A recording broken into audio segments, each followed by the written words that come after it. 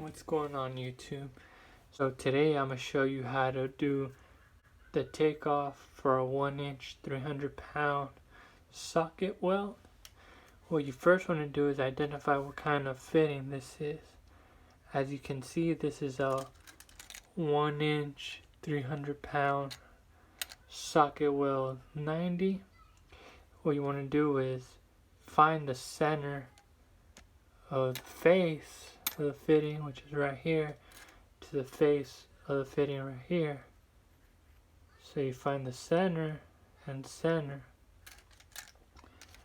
wherever the lines intersect, that is the center of your 90.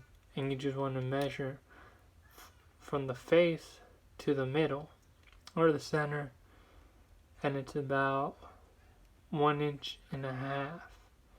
Out of the 1.5 inches, you want to put your measuring tape to the lip inside, and it gives you 5/8. So out of the 1.5 inches minus your 5/8, it gives you 7/8, your total. Plus you want to add your 1/8 for your gap expansion.